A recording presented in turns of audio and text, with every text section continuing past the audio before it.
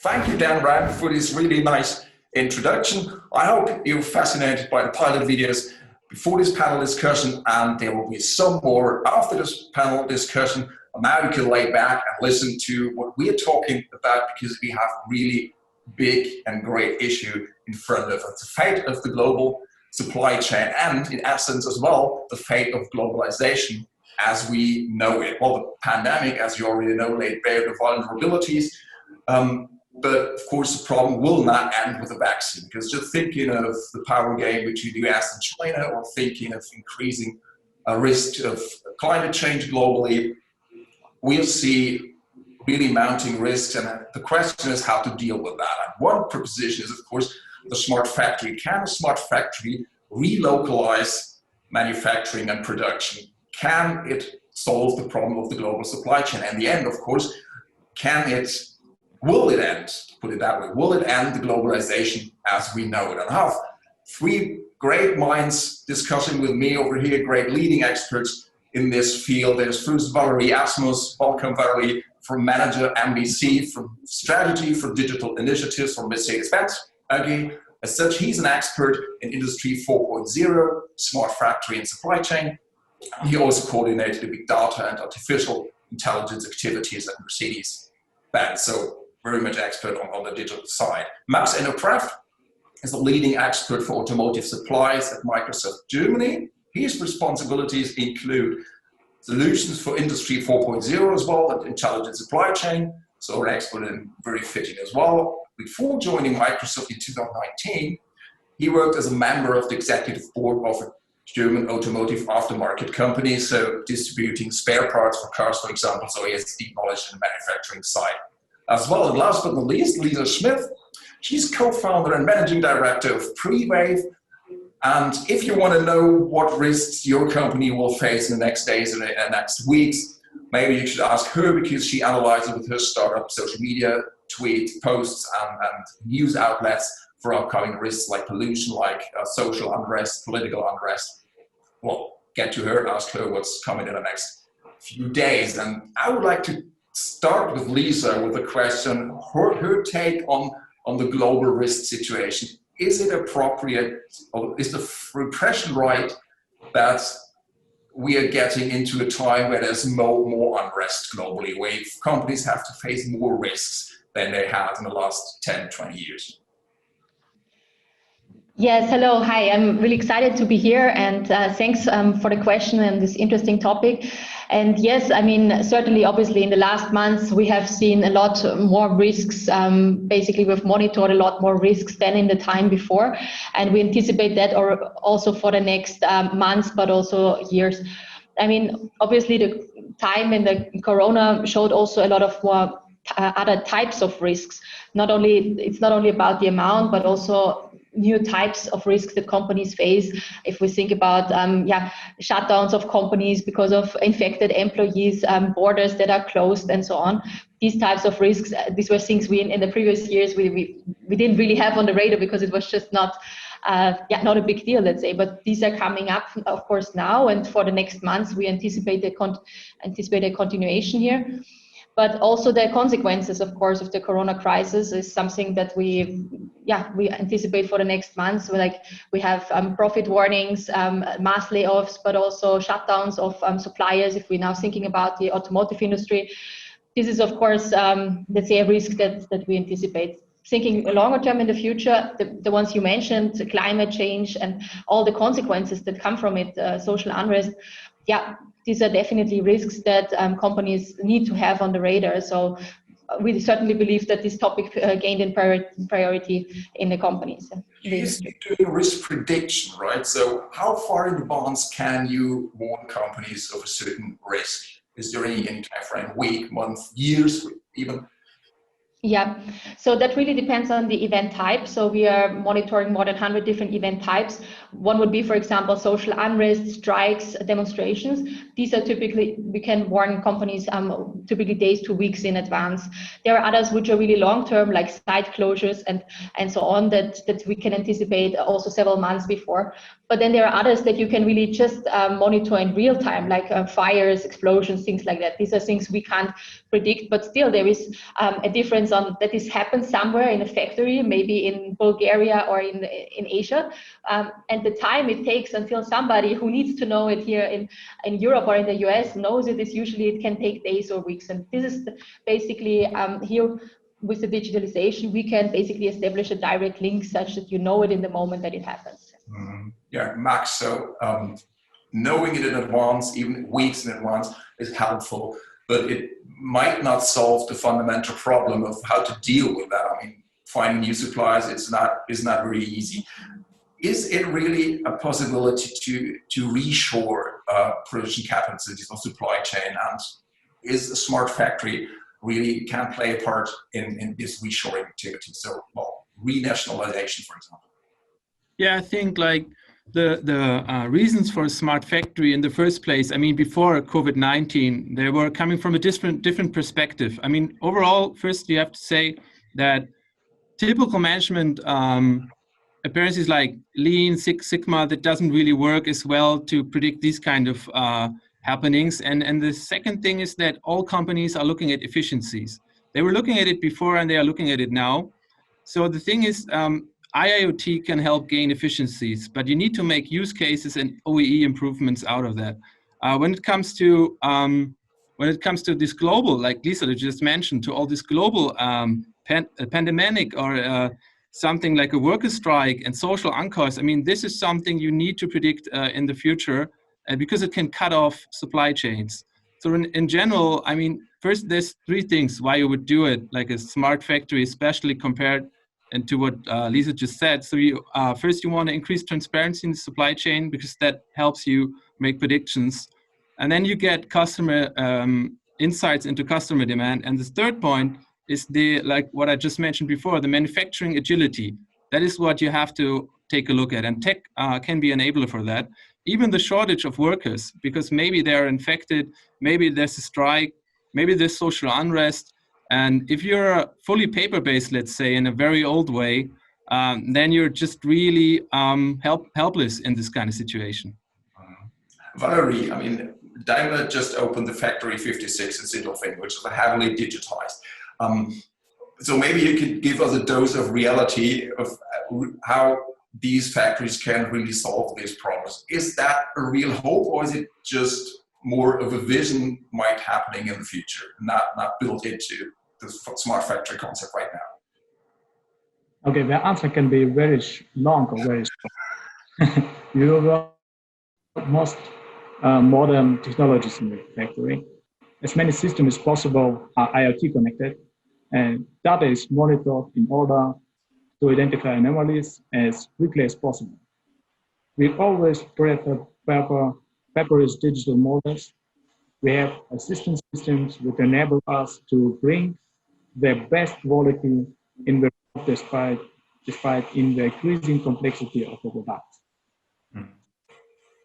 So, but can this help in managing the supply chain or reacting to risks? Well, Lisa, for example, mentioned the worker strikes. Well, just a factory breaks down and you don't have any supplier anymore. So, is there a strategy in relocalizing these supply chains, or did you say, well,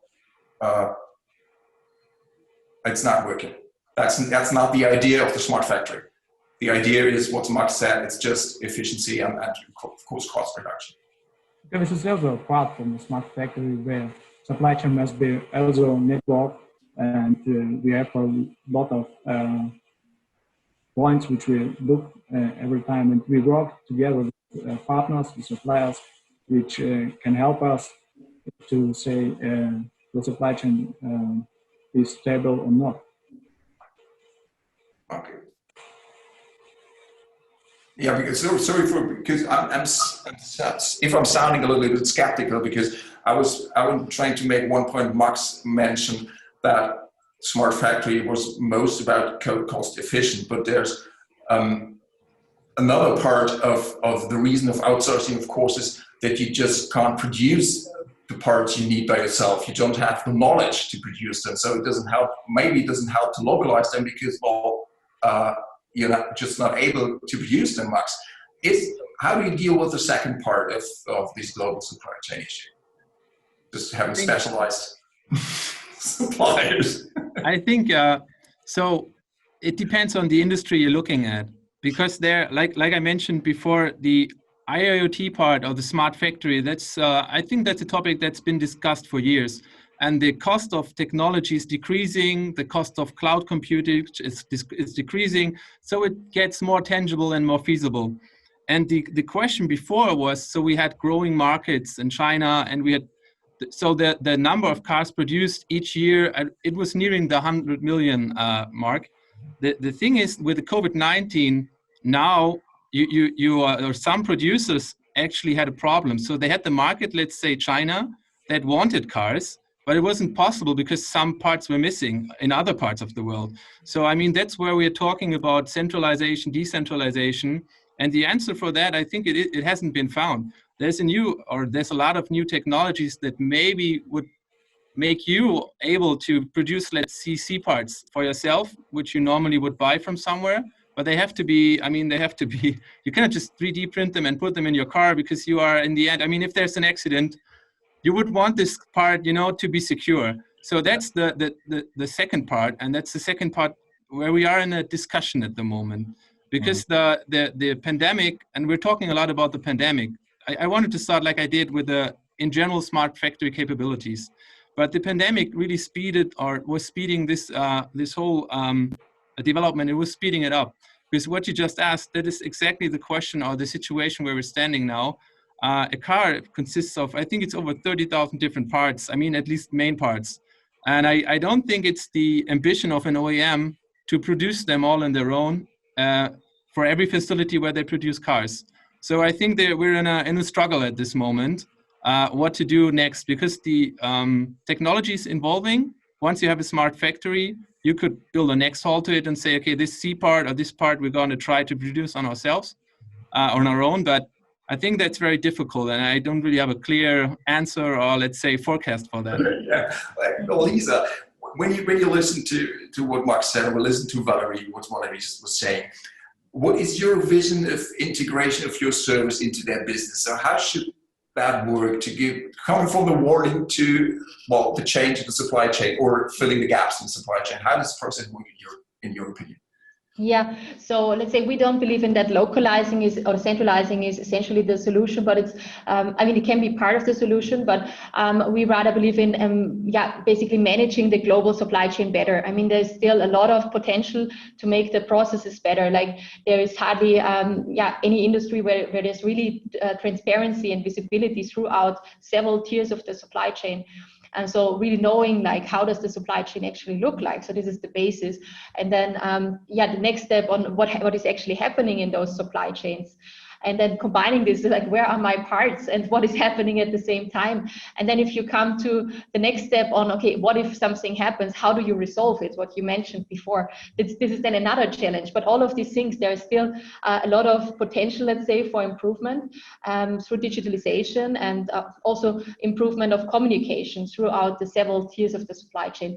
But let's say I rather think that we should work on that, like making global supply chains more stable and resilient, rather than really getting them back on a local place, because that would really mean everyone has to produce everything, and that, like, especially coming with, I see that with C parts, there is a potential that you can produce them yourself, but once you come to like parts that need more technology, it just makes sense to specialize. So, and once you have specialization, then it's really hard to centralize completely. So I guess it's not this or that, but somewhere in the middle probably is the solution. But let's say we are more focusing towards this. Let's make global supply chains better, in a way, better manageable. Yeah, Valerij, does Daimler use something like Prewave? It doesn't have to be Prewave, but some kind of service for risk prediction and managing these problems. Of course, the services are currently more in focus. A few years ago, first heard that we were developing one for the reverse technology internally. But at this era, is it even the others? It is essential that such services are sourced from providers and not everything is developed in-house. I think that is the increasing interconnectedness of the world. Mm-hmm. will enable great progress in this area in the coming years. Okay, yeah. I'd like to put out one last question. We talked a lot about manufacturing, so kind of hardware, but I think there's another issue to this, that is software, cloud servers, IT infrastructure. Max, you're working at Microsoft.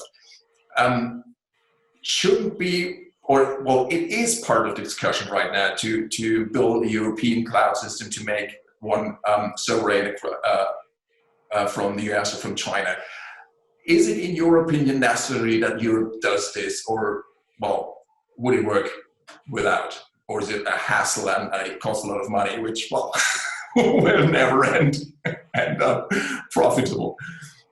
Well, Robert, you want to ask me all the difficult questions, but let me first, Lisa, what you said, because I think like we are having a situation where we're having a lot of OEMs and a lot of suppliers around the world. And I think what you just described, I think that should be the first mission, to really have a look at the global supply chain, how it is now.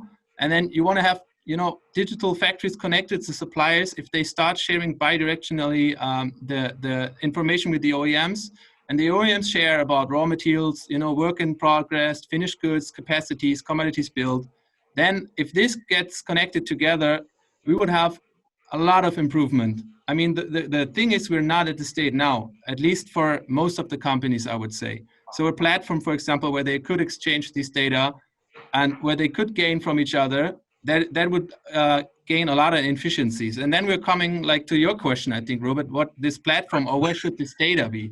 If let's say a supplier and an OEM, they share the data about their progress, then, I mean, you would have an indicator if something is wrong early, and that is all to be defined, like how developed or how sophisticated that system would look like. But yeah, I mean, there's this Gaia X. I can honestly say I'm not the most expert about it, because that's really not my industry solution topic. But I would say, and this is what I understand, like Microsoft, we are very much welcoming the fact that there's a federal government movement to ensure long-term competitiveness of German and European industry. And of course, they want sovereignty.